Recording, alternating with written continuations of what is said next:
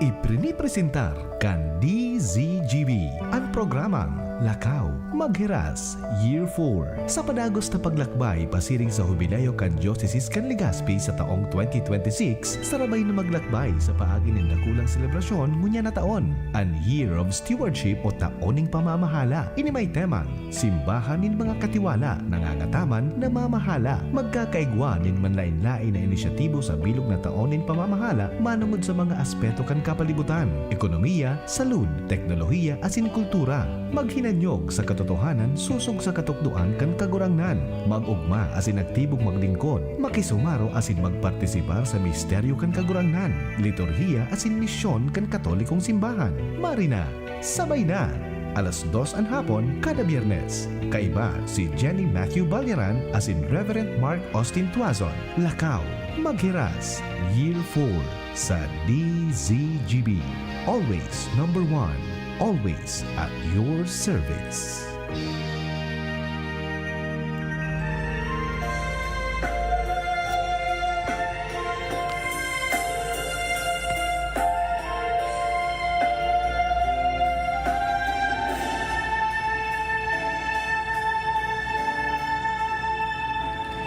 Hello! Good afternoon po sa gabos sa mga parantabay. Welcome po sa panibagong edisyon kang programang Lakaw Maghiras Year 4 digdi sa DZGB. Kamusta po ang lambang membros kang pamilya?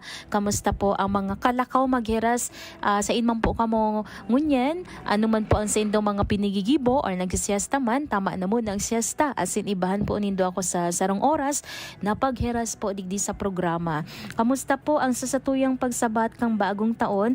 Kamusta po ang satuyang mga New Year resolution? Nakalista ba? Ang iba dai na naglista ta. Kumbaga frustrated na sinda. Taday man nga nangyayari. Pero sabi ngo niya na taong year 2025, ini po ang Jubilee Year of Hope. Jubilee of Hope, sabi nga. So, kang nakaaging mga aldaw, December 29, digdi po sa Diocese of Legazpi, ipiglansar po ang Jubilee of Hope. Nasaro sa pangapudan sa Satuya na di po kita mawaaraning paglaom. Kumbaga sa everyday life na nangyayari sa Satuya, yaon po ang paglaom. So, mas ipapaliwanag ta po yan torotad taon sana.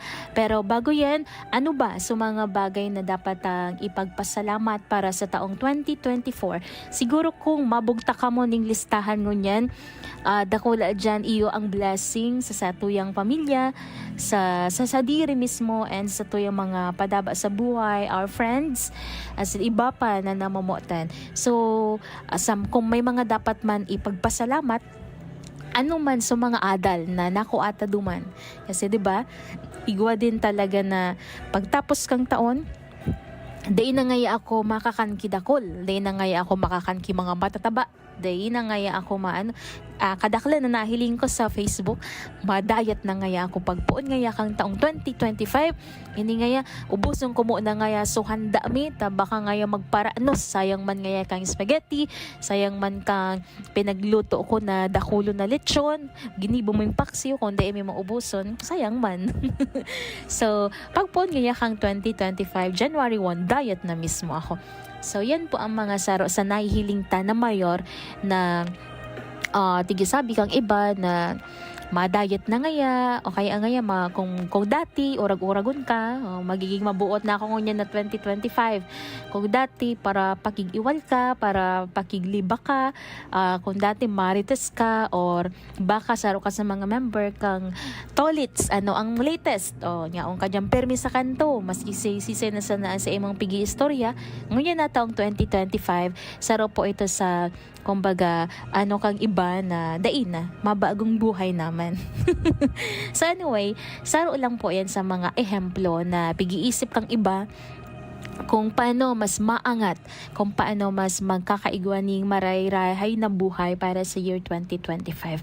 But before that, tugutan man po nindo ako na ipagpasalamat ang mga biyaya na naresibita sa taong 2024. Especially po ining programang Lakaw Maghiras na pinuunan mismo ni Monsignor Crispin Bernarte. through this DCGV po na hanggang ngunya nasa year 4 na kita, and this 2025 I guess ipagpapadagos po ini and mas papahiwason pa ang scope ka ining programang Lakaw Magheras, and mas ibababata pa ini sa mga lugar, sa mga pamilya, sa mga parokya na dapat makapagpahayag kan sa indang mga aktibidades. So, siguro this year 2025 Jubilee of Hope, iyo man po ang celebration kang financial stewardship. Aaramon taman sa mga masunod na episodes kung ano ang tamang pagmanihar ng kwarta. Ay, kwarta sabi kong ang iba. Pag ang kwarta, pig-ururunan, gurustuhon ninda iyan. Pero, sabi nga ni, nata daw nakasabay ang financial stewardship sa celebration this year. Sabi na nga, diyan na kang mga nakaaging bulan, November, December, we talk about environmental stewardship, as in si Bishop Bong Bailon mismo ang bisita digdi sa programa, and ako laon an sa iyang pigheras manunungod sa pag-ataman sa kapalibutan, environmental stewardship, lalong-lalo na po kang mga nakaaging bulan na naka-eksperyensya kita ni mahiwasang pagbaha didi sa probinsya kang Albay, and kang nagkaigwa naman kang bagyong Pipito na afektaran ning marhay ang sa tuyang mga katugangan sa probinsya ning Catanduanes.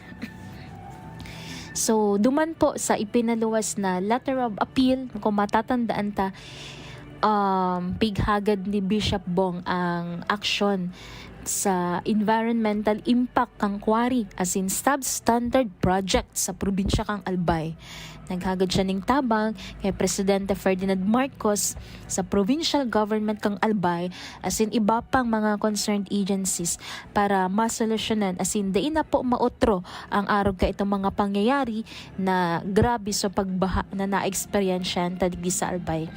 So, ini man po sarong inisyatibo na pangapudan sa mga local chief executive na tabangan ang diocese na magpuon mismo sa local level ang action. Narumduman ko man, nag-action man tulos ang provincial government na ayun, nagkaigwa po baga ka itong yung anong apoduman, yung grupo na iyo po ang mamanihar para sa quarry, 'di ba? So iyo na po ito saro sa mga naging kasimbagan kang probinsya na matawan po and nagkapipira sa mga activities na ipiglansar under environmental stewardship. Iyo po ang I guess yung yung manunungod po sa kung day ako nasasala, kung day lang nasasala si Ate Jen, baka malingawon man din pati si Ate Jenny, pero dapat day mo po ang tiglilingawan Ate Jen. Yung biodiversity walk baklay saribuhay na tigsasabi. So kada vikaryo as in parokya, in collaboration po sa mga local government units, nag-identify po sinda ni mga local biodiversity area, as in nagkaigwa ng lecture about environmental status sa lugar.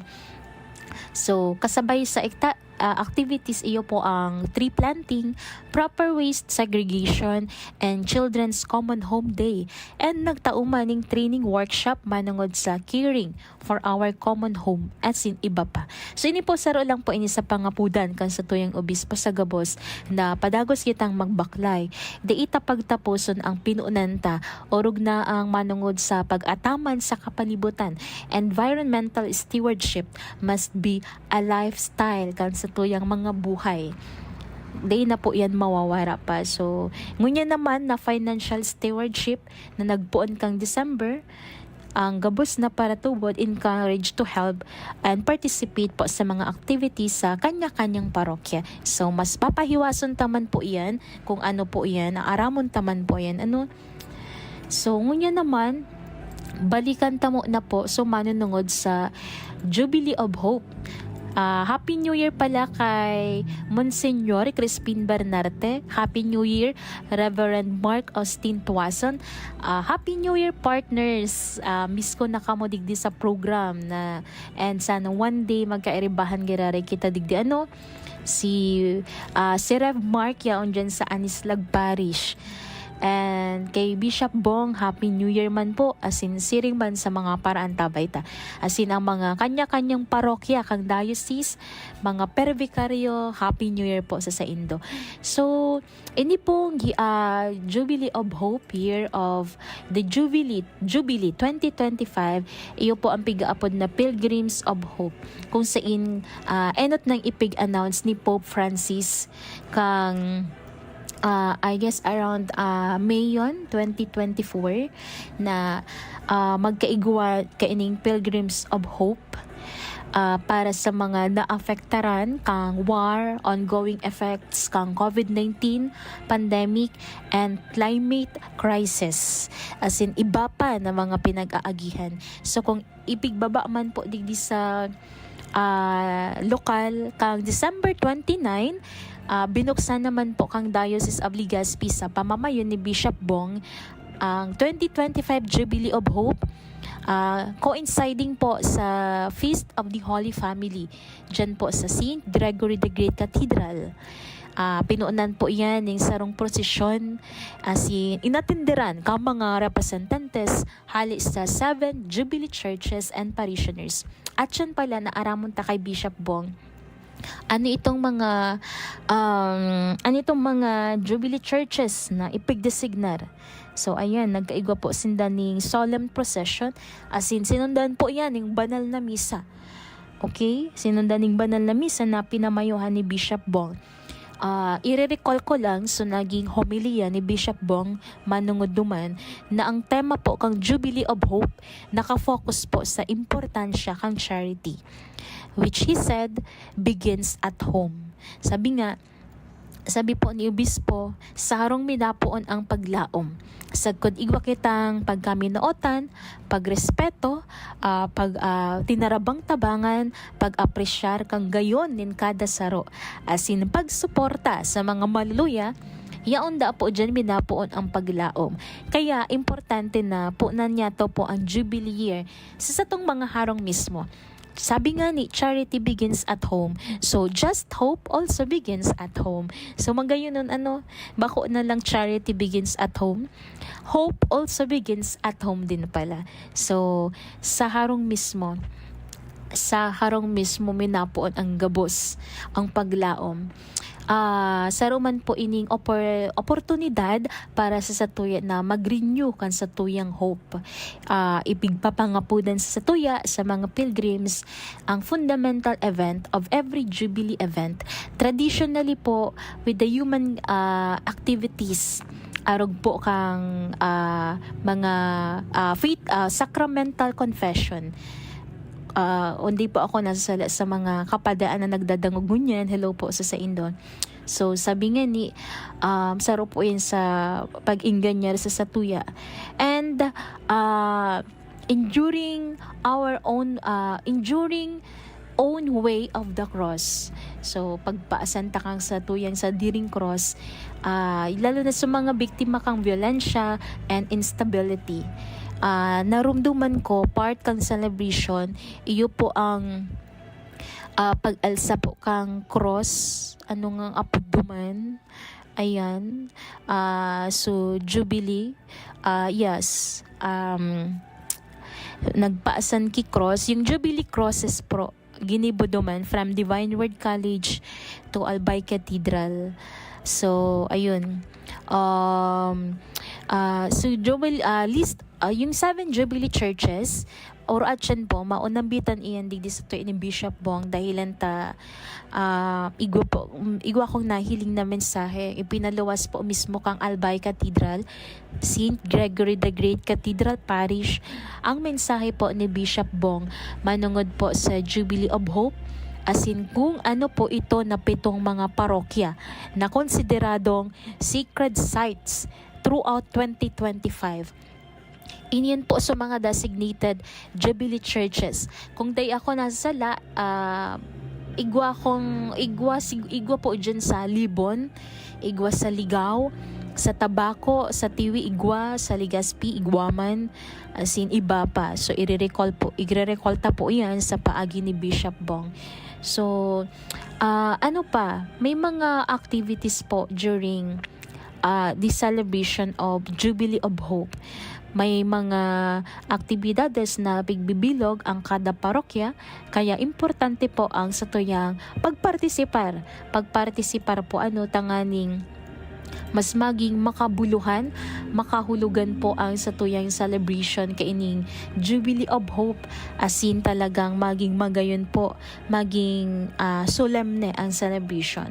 And aside from that, mautugtaman po itong pangapuda ni Pope Francis na mag-renew po kita kang satuyang hope, paglaom, i-remove ta po so mga epekto kang sa tuyang mga pinagigibong kasalan. Paano man ngayon ma'am dyan ma-remove? So mapuon po yan sa harong mismo.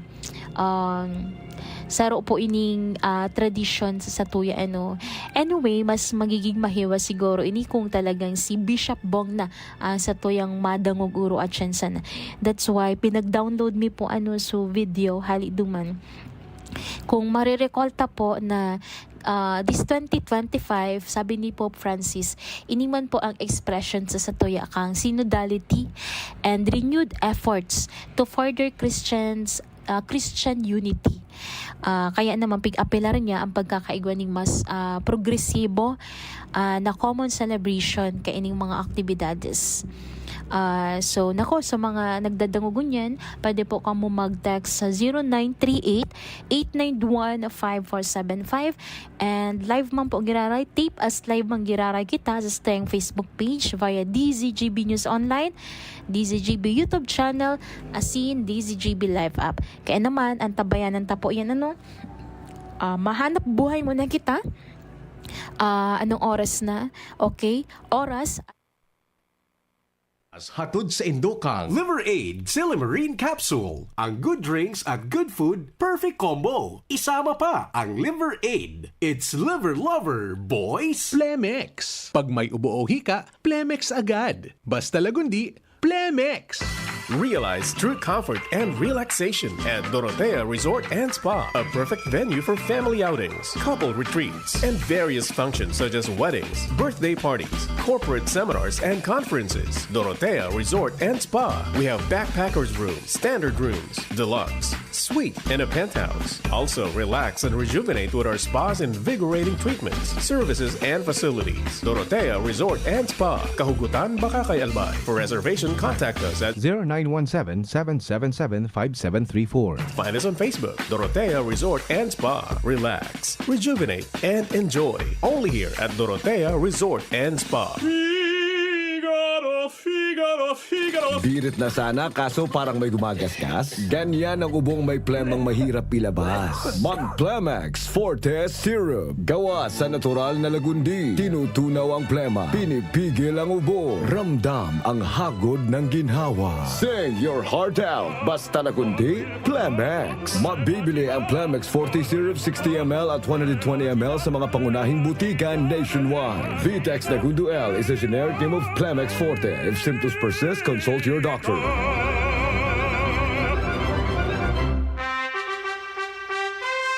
Attention! Attention! Mga paraantabay, may marhay na bareta. Ang DZGB nasa cellphone na!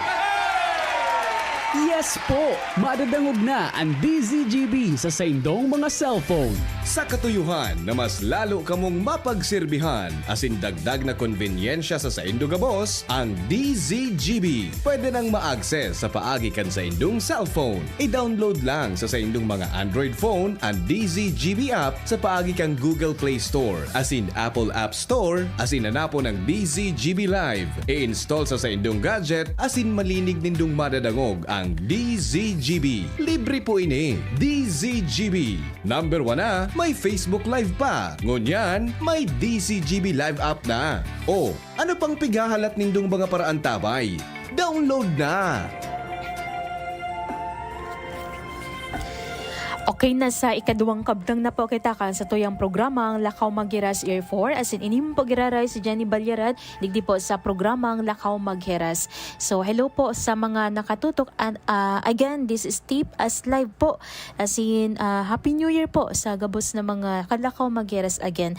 So as I promised kanina na madadangog ta po ang mensahe ni Bishop Bong manungod po duman sa 7 Jubilee Churches, 7 Jubilee Churches na ipig-anunsya po kang ipiglansar po o binuksan ito pong 2025 Jubilee of Hope kang nakaaging December 29 as inaaramon tango niya na pagkahapon kung ano po itong mga parokya na yaon digdi.